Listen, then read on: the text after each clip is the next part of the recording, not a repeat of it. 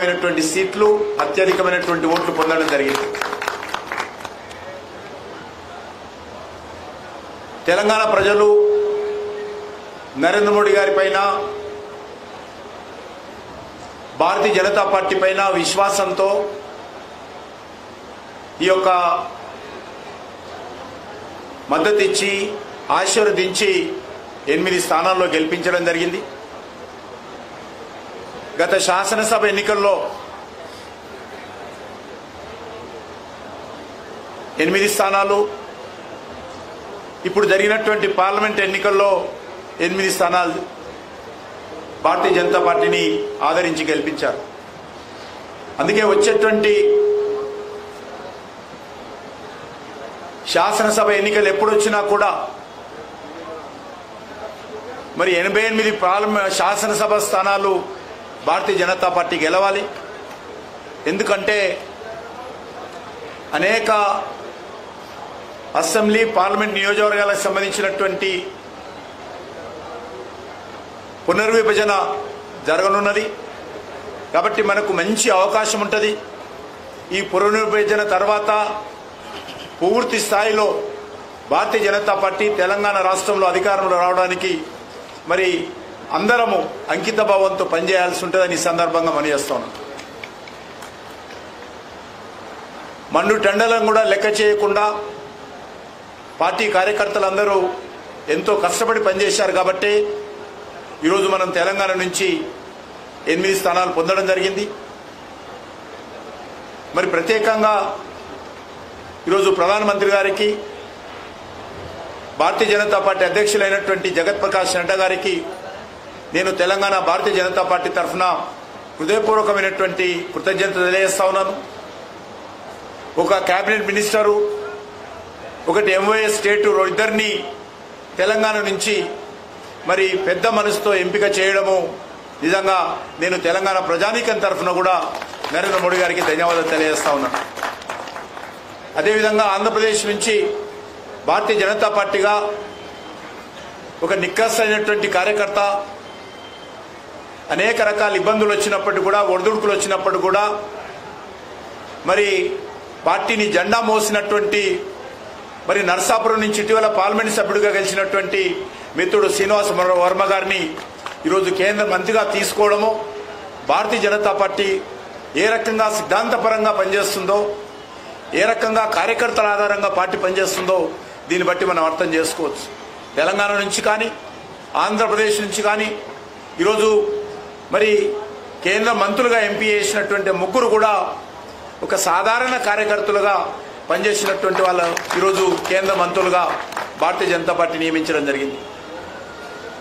దేశంలో ఏ రాజకీయ పార్టీ కూడా ఈ రకంగా మరి సాధారణ కార్యకర్తలను మరి గల్లీ నుంచి ఢిల్లీ వరకు తీసుకొచ్చి ఢిల్లీలో మంత్రులుగా చేసినటువంటి పరిస్థితి ఏ రాజకీయ పార్టీలో లేదు. మాకెవరికి బంధుత్వం లేదు. మాకు సంబంధించినటువంటి వ్యక్తులు ఎవరు కూడా ఎమ్మెల్యేలు కానీ ఎంపీలు కానీ రాజకీయ పార్టీలో కీలక బాధ్యతలు ఎవరు లేరు. కానీ మరి ఎవరు లేకపోయినప్పటికీ కూడా సిద్ధాంతమే ఈరోజు మాకు ఊపిరి, మరి పార్టీ కార్యకర్తలే మా కుటుంబం అనే విధంగా ఈరోజు పార్టీ కార్యకర్తలను ఏ రకంగా ఎంపిక చేసిందో ఇది ఒక భారతీయ జనతా పార్టీలోనే సాధ్యమవుతుందనే విషయాన్ని కూడా ఈ సందర్భంగా మనయేస్తున్నాను.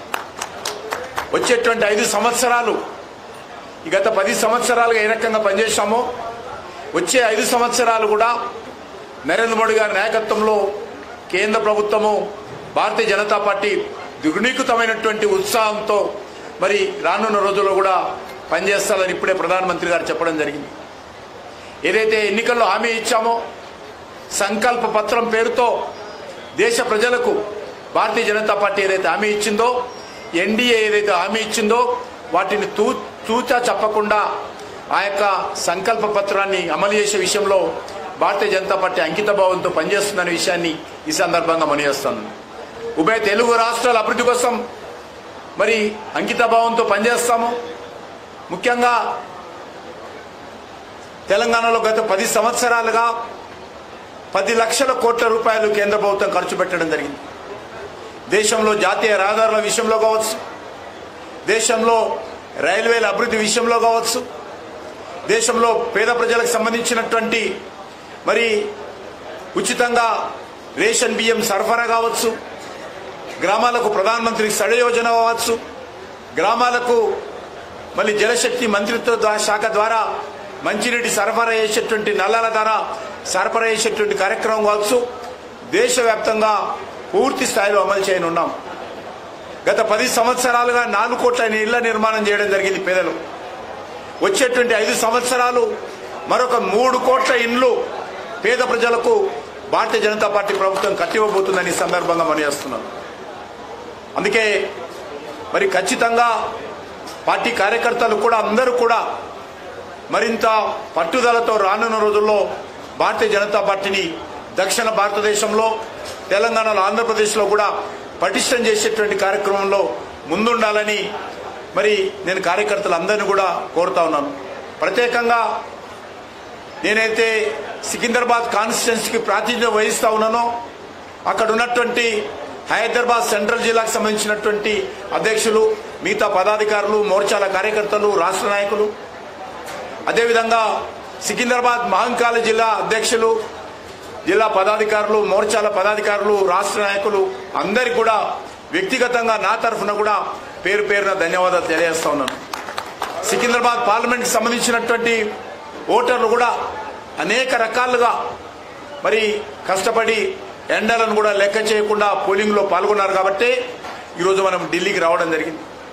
వాస్తవంగా సికింద్రాబాద్ కాన్స్టిట్యున్సీలో కాంగ్రెస్ పార్టీ ముసుగులో మజ్లిస్ పార్టీ పోటీ చేసింది. కాంగ్రెస్ పార్టీ అభ్యర్థి అయినప్పటికీ కూడా పూర్తిగా ఎన్నికల్లో మాకు ప్రధాన ప్రత్యర్థి ఎవరు అంటే మజ్లిస్ పార్టీ అన్నట్లే మజ్లిస్ పార్టీ పూర్తి స్థాయిలో పనిచేయడం జరిగింది. అయినప్పటికీ సికింద్రాబాద్ కాన్స్టిట్యున్సీకి సంబంధించినటువంటి ప్రజలు మరి మజ్లిస్ పార్టీ కుట్రలను ఏదైతే కాంగ్రెస్ ముసుగులో మరి ఈరోజు బీజేపీని ఓడించాలని ప్రయత్నం చేయడం జరిగిందో దాన్ని సమర్థవంతంగా ఎదుర్కొన్నారన్న విషయాన్ని ఈ సందర్భంగా మనవి చేస్తూ మరి ఏదైతే కార్యకర్తలందరూ కూడా మీ గ్రామాలకు, మీ మండలాలకు ఫోన్లు చేయండి.